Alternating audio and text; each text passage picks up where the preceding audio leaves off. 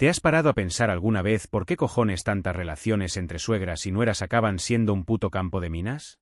Tensión en el aire, hostilidad que se corta con cuchillo, o esa frialdad que te congela el alma, incluso cuando, aparentemente, no hay un motivo claro para tanto drama. Porque ese malestar, ese cruce de miradas cargadas de dinamita, o ese silencio que pesa más que una losa en las reuniones familiares, joder, seguro que te suena. A lo mejor lo has vivido en tus propias carnes, o lo estás viviendo ahora mismo y te sientes como en una puta trinchera. Quizás sea esa sensación constante de que te están juzgando en silencio, de no sentirte bienvenida ni en la casa de tu propio hijo, o de ser la tía que, hagas lo que hagas, nunca está a la altura de las expectativas de nadie. Otras veces, la cosa es más sutil, más rastrera. Comentarios que parecen inocentes pero que llevan veneno, comparaciones odiosas que te sueltan como quien no quiere la cosa, o críticas disfrazadas de consejos bien intencionados. Y aquí es donde Sigmund Freud nos da una hostia de realidad. Lo que no se dice, lo que se calla, grita desde dentro. Los conflictos más profundos, esos que te revuelven las tripas, rara vez se pueden explicar con 4 palabras. Son huellas de historias inconscientes, heredadas, repetidas una y otra vez como un puto disco rayado. El inconsciente, tal como lo describió este genio, es esa parte de nuestra mente donde se van acumulando los deseos que hemos reprimido, los recuerdos que duelen demasiado y las emociones que nunca hemos procesado del todo. Y ahí, en ese territorio invisible y misterioso, es donde nacen los afectos más intensos. El resentimiento, la envidia, la rivalidad, todo ese cóctel molotov emocional. Detrás de esa guerra fría, o no tan fría, entre suegra y nuera, hay un campo de batalla emocional cargado de símbolos, de pérdidas no lloradas y de fantasías que ni te imaginas. A menudo, la disputa no es por el espacio físico, por quién manda en la cocina o en el salón. Es por el reconocimiento. No se trata de quien está más tiempo en casa, sino de quien permanece en el corazón de alguien importante para ambas.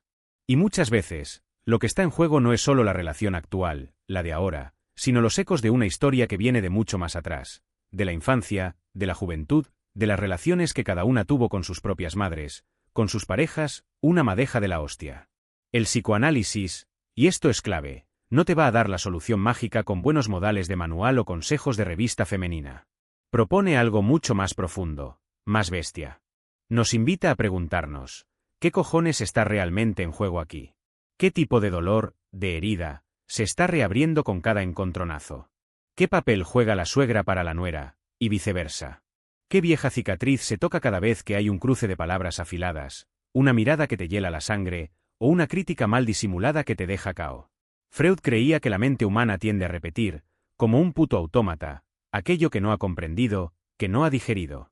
Esta repetición, que él llamó compulsión de repetición, es un intento inconsciente de resolver lo que se quedó a medias, lo que no se cerró bien. Así, una suegra que no fue bien recibida por su propia suegra, que se sintió ninguneada o maltratada, puede, sin darse ni cuenta, repetir el mismo patrón con su nuera. Una nuera que fue constantemente criticada por su madre puede reaccionar con un recelo que flipas ante cualquier figura femenina mayor que se le cruce. Y los papeles se invierten, se repiten, se confunden en un bucle infernal. Y que quede claro, este vídeo no va de señalar con el dedo a nadie, ni de buscar culpables. Tampoco va de enseñar normas de convivencia como si esto fuera un manual de urbanidad. Se trata de arrojar un poco de luz sobre lo que ha estado oculto, en la sombra.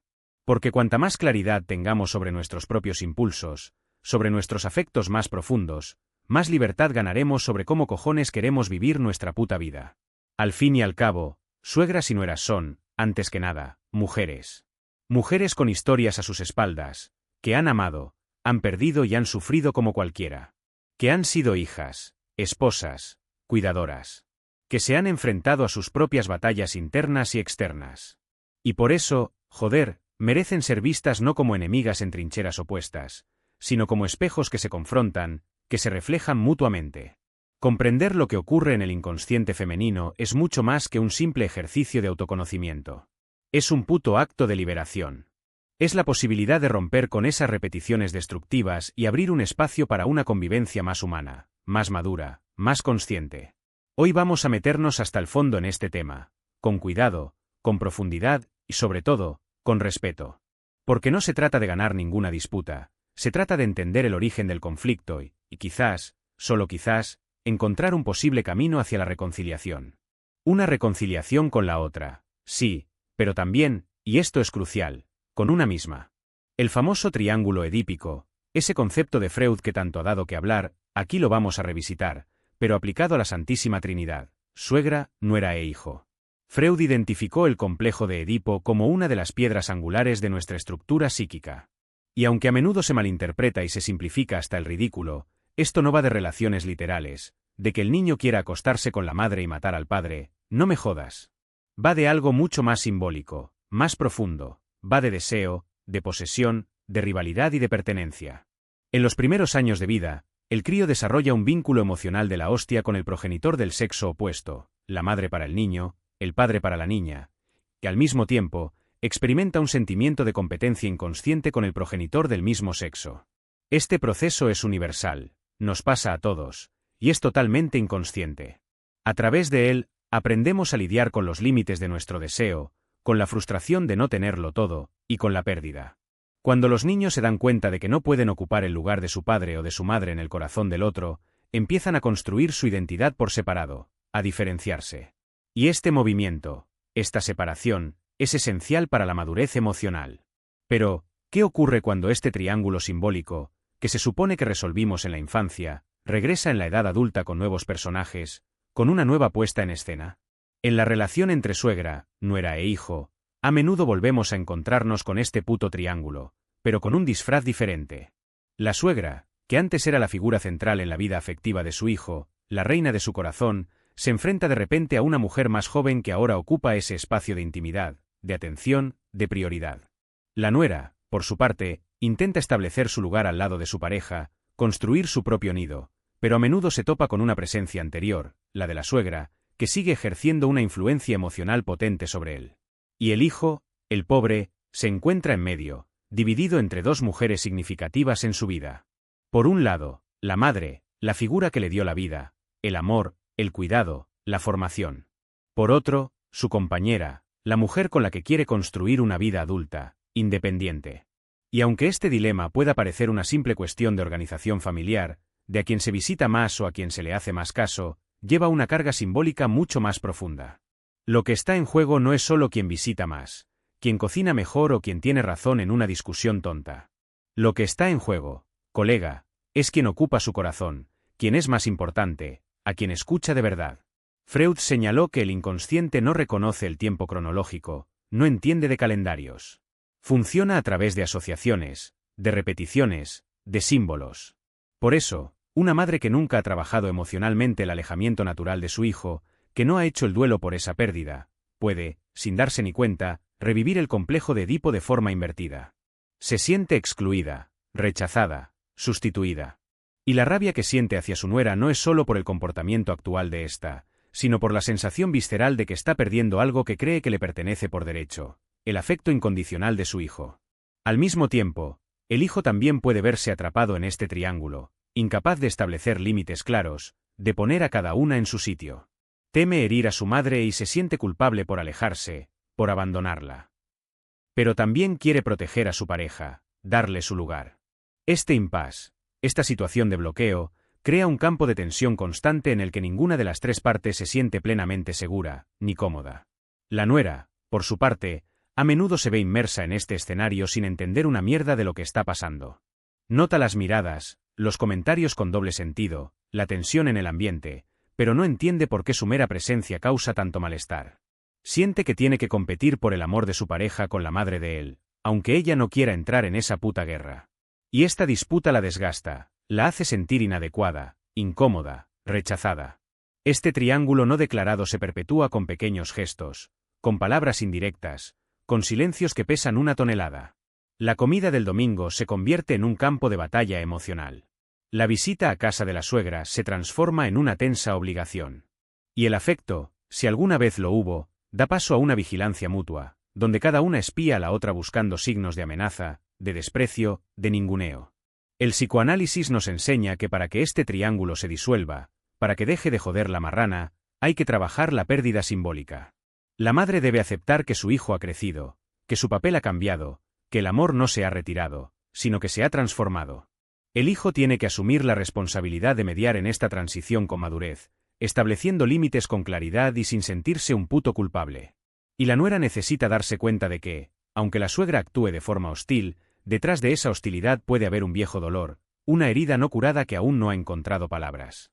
Cuando el triángulo se reconoce, cuando se saca a la luz, pierde su fuerza invisible. Y lo que antes se vivía como una amenaza, ahora se entiende como una etapa natural de la vida, la transición de un papel a otro, el fin de un ciclo y el nacimiento de una nueva relación posible. Una relación no basada en la rivalidad, sino en el respeto. Envidia y rivalidad femenina en el inconsciente.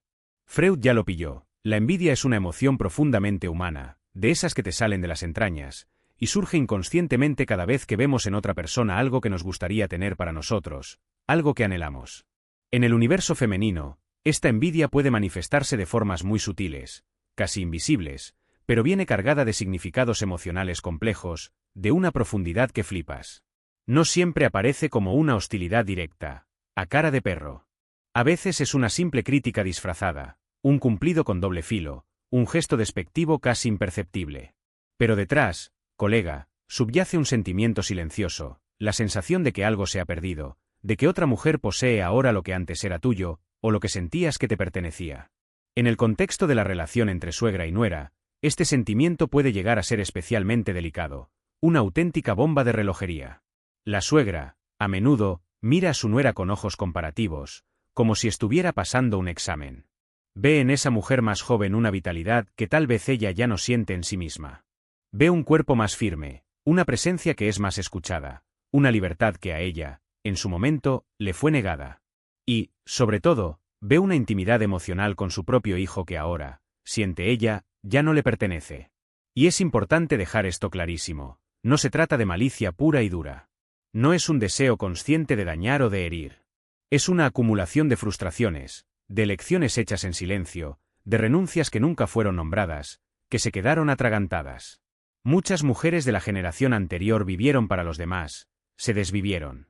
Se ocupaban de los hijos, del marido, de la casa, de todo el puto mundo. Reprimieron sus propios deseos, sus anhelos, por el bien de la familia. Fueron educadas para complacer, para servir, para soportar carros y carretas.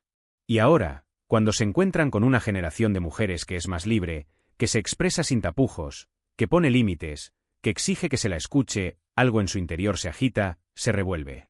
Es una mezcla extraña de admiración y resentimiento, una combinación explosiva. La nuera se convierte, a menudo sin saberlo ni quererlo, en un símbolo de todo lo que la suegra no pudo ser, no pudo tener. Representa un modelo de feminidad que la generación anterior ni soñaba. Y esto puede despertar una ira silenciosa, una rabia contenida que no se dirige realmente a la nuera como persona, sino a lo que ella representa, una mujer que se crió en otra época, con más derechos, con más voz, con más opciones.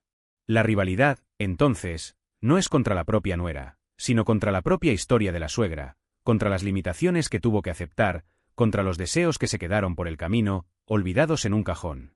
Freud nos recuerda que el inconsciente no olvida, tiene memoria de elefante. Guarda los afectos no vividos, los amores frustrados, las palabras tragadas. Y en algún momento, todo eso vuelve, a menudo proyectado en la figura de alguien cercano. Una suegra puede proyectar en su nuera el malestar de darse cuenta de que el tiempo ha pasado, de que ciertas oportunidades ya no volverán nunca más. Y este dolor innombrable, este nudo en la garganta, se convierte en crítica. La nuera pasa a ser la descuidada, la mandona, la demasiado distante, la que es diferente la familia. Etiquetas, colega, que en realidad esconden un sentimiento mucho más difícil de reconocer, la puta envidia. Por eso Freud insistía tanto en la importancia de hacer consciente lo que yace en el inconsciente, de sacarlo a la luz. Solo cuando podemos ponerle nombre a lo que sentimos, dejamos de actuar compulsivamente, como si fuéramos marionetas. La suegra que consigue reconocer su envidia no como una debilidad moral, sino como un síntoma de un dolor más profundo, más antiguo, da el primer paso hacia la transformación. Y esta transformación no es solo relacional, de cómo se lleva con la nuera. Es psíquica, es interna. Del mismo modo, una nuera que se da cuenta de que la hostilidad de su suegra puede tener su origen en experiencias que no están directamente relacionadas con ella, también se libera. Deja de tomárselo todo como algo personal, como un ataque directo, y empieza a comprender el contexto emocional más amplio. Esto no significa aceptar el maltrato o callarse como una muerta, ni de coña. Significa adoptar una postura más madura ante un conflicto que es, en gran medida, transgeneracional, que viene de lejos. Cuando se trata de envidia, es habitual sentir vergüenza. Nadie quiere admitir que la siente, parece algo feo. Pero el psicoanálisis nos invita a mirarla sin juzgarla, sin meterle caña. La envidia, cuando se reconoce, puede revelar viejos deseos que aún claman por atención, que siguen ahí, pidiendo ser escuchados. Puede mostrarnos lo que valoramos de verdad y lo que aún no hemos conseguido alcanzar. Y, sobre todo, puede allanar el camino hacia la reconciliación con nuestra propia historia. Al final, la rivalidad solo pierde fuerza cuando hay escucha. Escucharse a uno mismo, escuchar al otro. Porque detrás del resentimiento, detrás de la mala hostia, siempre hay un deseo profundo de ser visto, de ser reconocido, de seguir teniendo un lugar. Y ese lugar, colega, no tiene por qué ser disputado a navajazos. Puede recrearse con más verdad, con más afecto y, sobre todo, con más conciencia. La madre sustituta, la nueva mujer de su vida. En varios de sus estudios, Freud observó que el amor materno, ese vínculo tan potente, ocupa un lugar central en la construcción emocional de la mujer. Pero, ojo, cuando la maternidad se convierte en el eje principal de la identidad de una mujer, especialmente en contextos donde otras dimensiones de su deseo, como la vida profesional, la sexualidad o la autonomía personal han sido reprimidas o directamente anuladas, el hijo puede acabar asumiendo un papel simbólico mucho mayor del que debería. Deja de ser solo un hijo para convertirse en una extensión del ego de la madre, en un objeto de inversión afectiva total, e incluso narcisista. Durante la infancia, este vínculo es vital. Claro que sí. La madre es el primer amor, el primer espejo emocional del niño.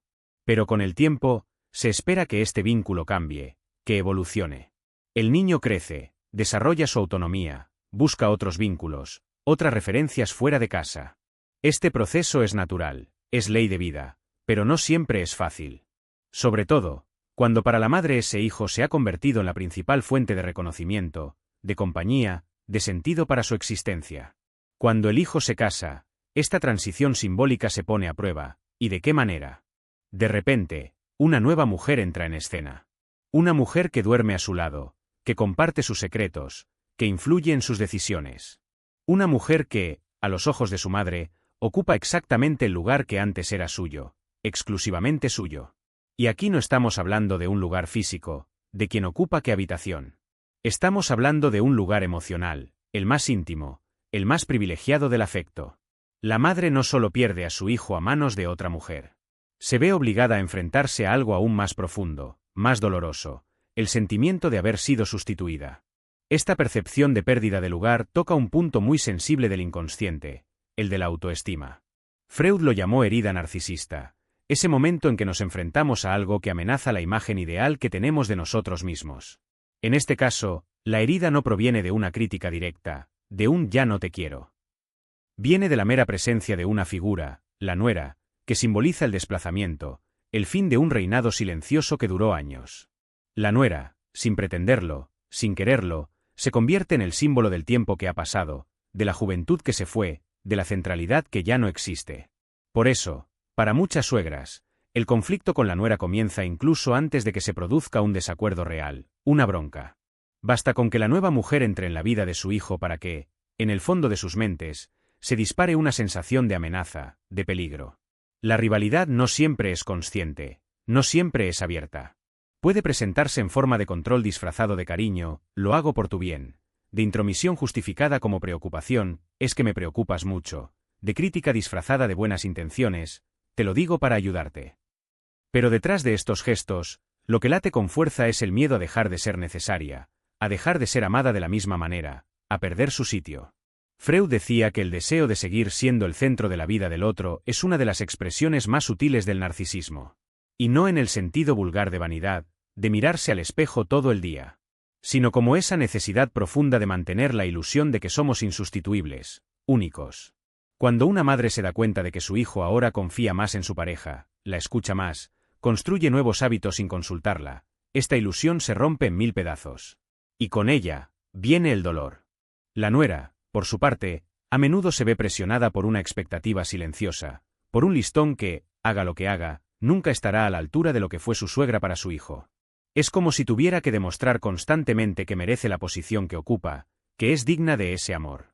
Y aunque intente complacer, ser amable, ceder, el malestar persiste.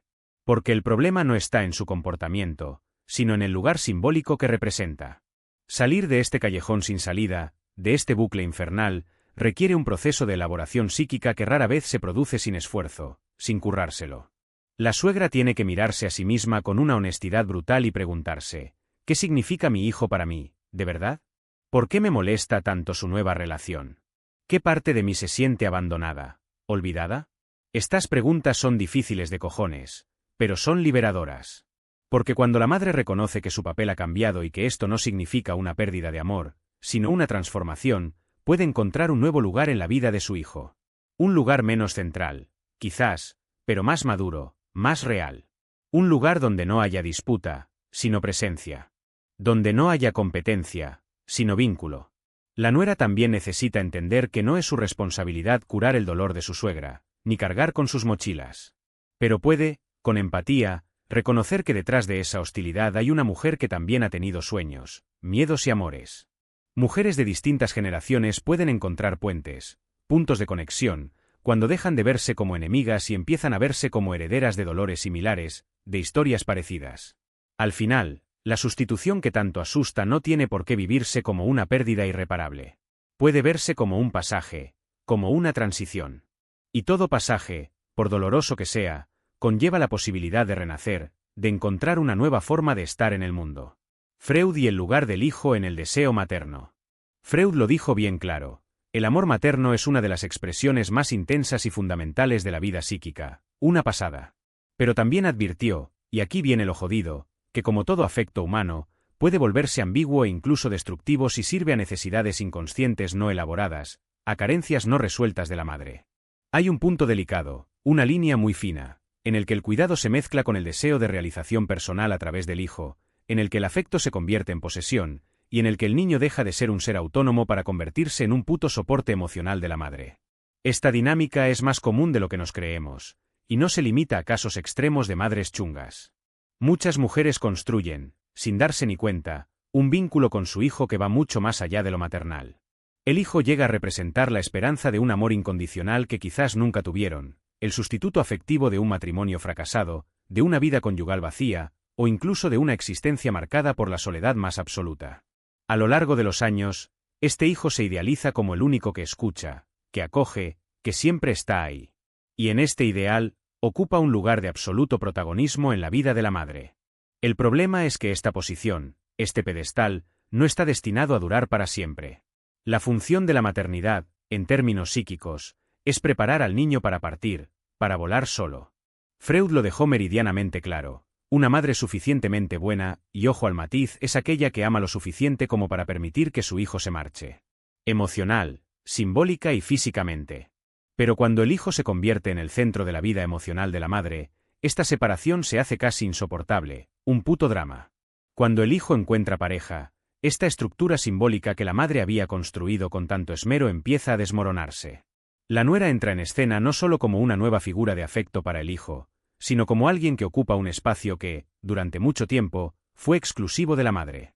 Y ya no se trata solo de celos o de desaprobación por cómo es la nuera. Se trata de una pérdida simbólica mucho más profunda. La suegra, aunque nunca lo diga en voz alta, se siente robada. No en el sentido físico, de que le quiten algo material, sino emocional. No está perdiendo a su hijo, está perdiendo el papel que ese hijo desempeñaba en su propia estructura interna, en su película mental. Freud llamaría a este fenómeno inversión libidinal desplazada. En lugar de dirigir su energía afectiva, su libido, hacia distintos aspectos de la vida, amistades, proyectos personales, espiritualidad, trabajo, placer, lo que sea, la madre lo concentra todo, todito, en un único objeto, su hijo. Y cuando ese objeto se aleja, cuando forma su propia pareja, el vacío que se revela es profundo, un abismo. No es solo la desaparición de un ser querido de su órbita más cercana, es el colapso de una construcción emocional que se ha sostenido durante años, a veces décadas. Por eso la nuera, incluso sin tener culpa ni intención, se convierte en una amenaza. No importa lo respetuosa o cariñosa que sea. Para el inconsciente de la suegra, ella representa la destrucción de una fantasía, la fantasía de que su hijo siempre estará ahí para ella, siempre la elegirá a ella, siempre dependerá de ella. Y esta fantasía, aunque silenciosa, era un fundamento narcisista importantísimo para la madre, una forma de sentirse viva, relevante, necesaria. Freud nos enseñó que el sufrimiento psicológico suele surgir cuando insistimos en mantener viva una estructura que ya ha perdido su función, que ya no sirve. Cuando la madre sigue esperando de su hijo lo que él ya no puede ofrecerle porque ahora tiene otra pareja, otra vida, surge el conflicto. Y el dolor de la pérdida se disfraza de ira, de resentimiento, de crítica constante hacia la nuera. La suegra empieza a juzgar a su nuera por todo, cómo viste, cómo habla, cómo cocina, cómo cuida la casa. Pero en el fondo, el problema no es la nuera.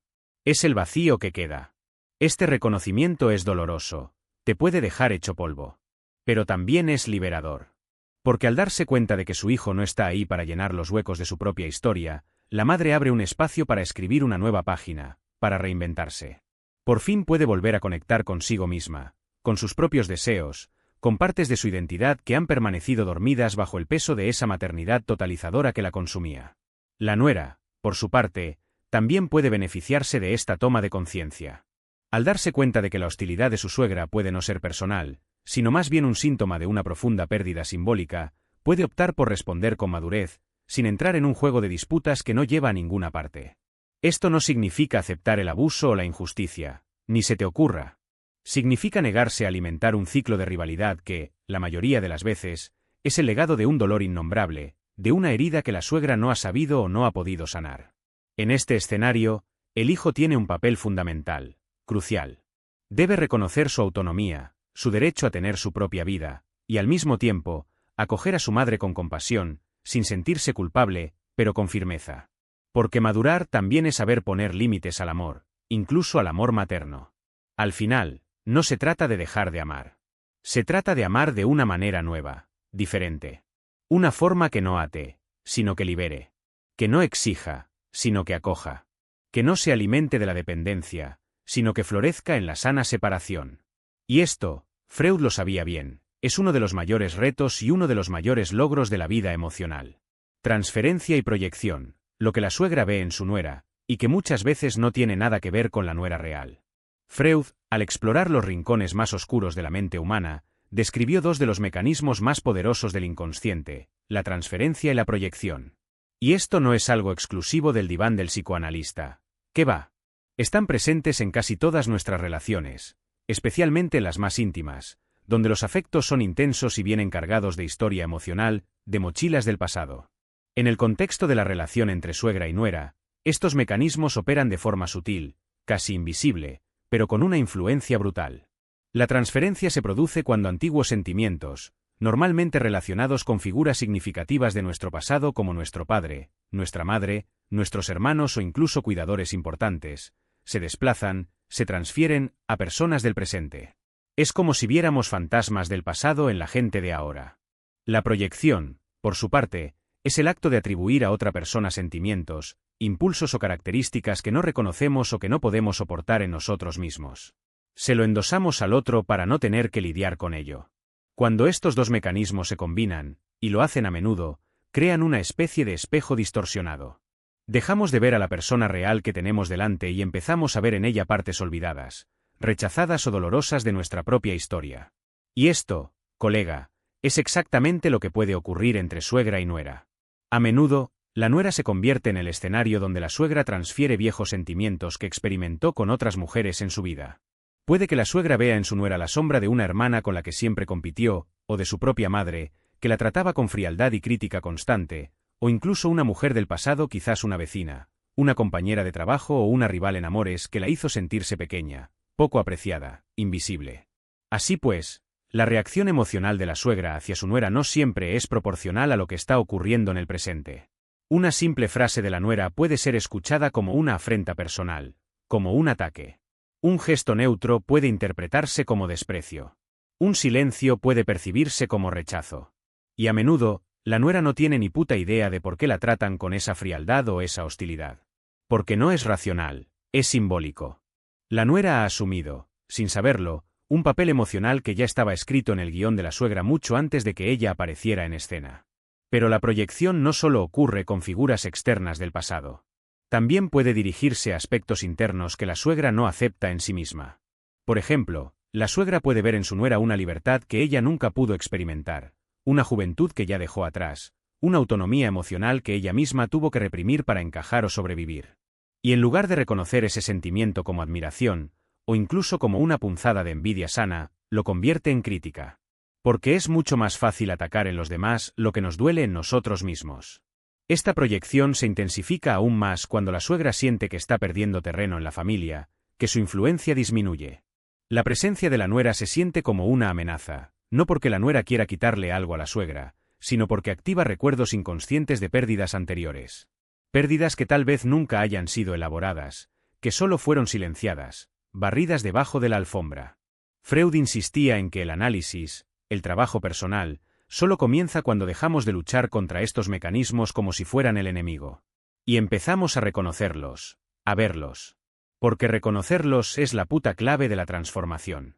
Cuando la suegra se da cuenta de que su nuera no es su verdadera enemiga, sino una figura simbólica en la que ha proyectado viejos contenidos, viejas heridas, algo se reorganiza internamente. Empieza a ver a su nuera como un sujeto, como una persona con sus propios dolores, sus inseguridades y sus deseos. Y ya no como un reflejo distorsionado de su pasado. Del mismo modo, la nuera también puede estar proyectando en su suegra los miedos y heridas que arrastra de su propia historia. Tal vez vea en ella la imagen de una autoridad rígida que siempre la ha intimidado, o una figura materna ausente a la que, inconscientemente, intenta enfrentarse o complacer.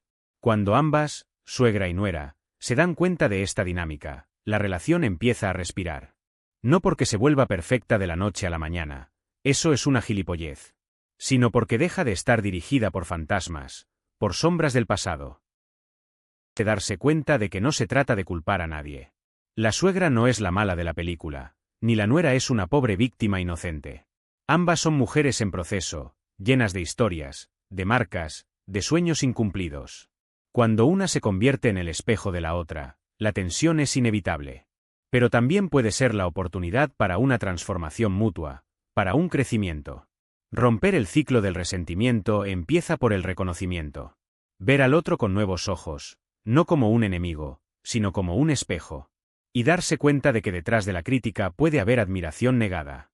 Detrás de la ira puede haber dolor no expresado. Y detrás del conflicto puede haber una petición silenciosa, un grito desesperado. Mírame, compréndeme, reconóceme. La nuera como espejo del pasado reprimido. Freud lo dijo bien clarito, y es una de las leyes fundamentales del inconsciente: lo reprimido siempre vuelve. Aquello que hemos vivido con dolor, con vergüenza o con una frustración de caballo, y que por tanto hemos empujado a las profundidades de nuestra psique, a ese sótano oscuro, no desaparece por arte de magia. Permanece activo, silencioso, agazapado, esperando una oportunidad para reaparecer. Disfrazado, desplazado, enmascarado por nuevas situaciones, por nuevas personas. Y una de las etapas en las que este retorno suele producirse con una intensidad que te cagas es en la relación entre suegra y nuera. Es importante darse cuenta de que la suegra, antes de ocupar ese papel, también fue hija, fue esposa, fue joven y, muy probablemente, también fue nuera. Y en muchos casos, lleva dentro experiencias no resueltas, heridas que supuran. Quizás su propia suegra le faltó al respeto, la ninguneó. Quizás se sintió oprimida en un matrimonio donde su voz no se escuchaba ni de coña.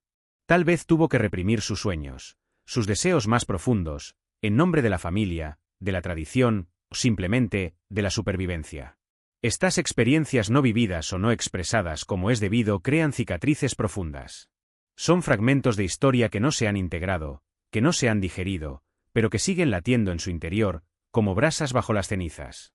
Cuando una nuera entra en escena, a menudo activa estos viejos contenidos, estas viejas heridas. Y no porque la nuera tenga ninguna culpa o intención de joder.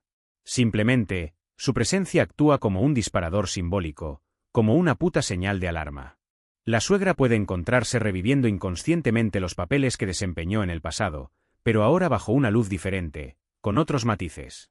La joven que tiene delante, la nuera, le recuerda su propia juventud, con todo lo que perdió, todo lo que se le escapó entre los dedos, o todo lo que no fue capaz de realizar. Es habitual que las mujeres que han estado reprimidas durante toda su vida, que han tragado carros y carretas, reaccionen con agresividad o con una frialdad que corta el aliento ante la libertad de la nueva generación. Cuando una suegra ve a su nuera imponerse, dar su opinión sin tapujos, exigir su espacio, puede sentirse incómoda, muy incómoda. Y no solo porque no esté de acuerdo con esa actitud, que también, sino porque, en el fondo de su ser, se ve a sí misma en esa mujer. Ve la versión de sí misma que no pudo prosperar, que se quedó en el camino. Ve el coraje que ella nunca pudo tener. Ve la voz que una vez le fue silenciada. Esta confrontación con el pasado no resuelto es dolorosa, y suele ser el momento en que surge la reactividad, la mala hostia. Los comentarios duros, las críticas frecuentes, los intentos de disminuir o de excluir a la nuera, no solo se originan en el presente, en la situación actual. Son expresiones de un dolor antiguo, de un resentimiento silencioso que lleva años cociéndose. La nuera se convierte, sin saberlo, en el espejo en el que la suegra ve reflejado todo lo que ha perdido, todo lo que le fue negado. Freud llamó a este proceso repetición simbólica. Cuando no elaboramos un trauma, cuando no lo procesamos bien, tendemos a repetirlo en nuevos escenarios, con nuevas personas, esperando inconscientemente que esta vez el resultado sea diferente, que podamos ganar la partida. Pero si no hay conciencia de lo que se repite, el dolor no hace más que perpetuarse, como una puta maldición. La suegra que fue humillada, ahora humilla. La mujer que fue ignorada, ahora ignora. La mujer que fue rechazada, ahora rechaza. Y así se repite el ciclo, de generación en generación. Sin embargo, colega, hay una salida. Y empieza por el reconocimiento, por quitarse la venda de los ojos. Cuando la suegra se permite mirar su propia historia con honestidad, sin autoengaños, puede darse cuenta de que su enfado, su mala leche, no es realmente contra su nuera. Es contra lo que ella misma ha vivido y no ha superado. Es contra las pérdidas que no ha podido nombrar, contra los silencios que ha guardado durante décadas, y sobre todo, contra la soledad emocional que, a menudo, la acompañaba como una sombra. Este reconocimiento no la hace débil. ¿Qué coño?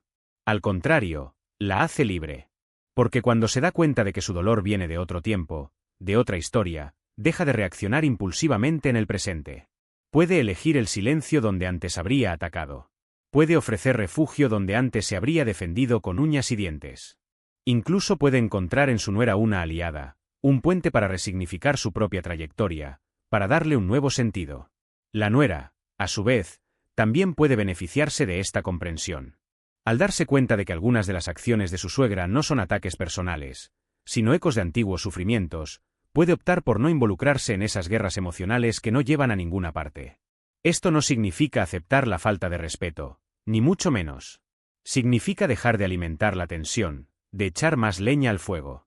Es una forma de romper el ciclo sin negar su propia dignidad.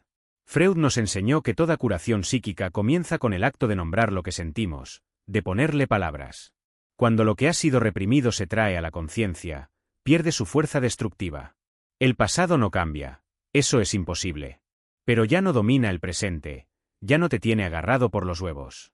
La suegra que comprende esto, encuentra una nueva forma de existir, más ligera, más madura, más conectada con lo que realmente importa. Al final, quizás la nuera no sea el problema. Quizás sea la mensajera involuntaria de un tiempo, de una historia, que aún necesita ser digerida, ser sanada. Y cuando se escucha ese mensaje, cuando se atiende, hay lugar para un nuevo tipo de relación. Más humana, más veraz y, sobre todo, libre de las putas sombras del pasado. El intruso en el inconsciente femenino, la pérdida del trono simbólico. El psicoanálisis nos revela que el inconsciente femenino está petado de símbolos, de imágenes arquetípicas que flipas, y de roles que hemos ido interiorizando a lo largo de la vida, casi sin darnos cuenta. Uno de los más potentes, de los que más pesan, es el de la mujer central de la casa, la que organiza, la que acoge, la que opina, la que representa la memoria viva de la familia, la matriarca. Muchas mujeres, sobre todo en los contextos más tradicionales, crecen con la idea, con la expectativa, de que ellas serán la referencia cuando sean mayores, la consejera a la que todos acuden, el puto centro del núcleo familiar. Este papel, aunque no se verbalice, aunque no se diga con todas las letras, se construye a través de gestos, de rutinas, de años y años de dedicación. Con el tiempo, esta posición se consolida como un trono simbólico. Y ocupar este trono da a la mujer un sentimiento de pertenencia, de utilidad, de poder emocional. A menudo, este trono sostiene su autoestima, su identidad y su importancia dentro del sistema familiar. Sin embargo, colega, este trono no es fijo, no está atornillado al suelo.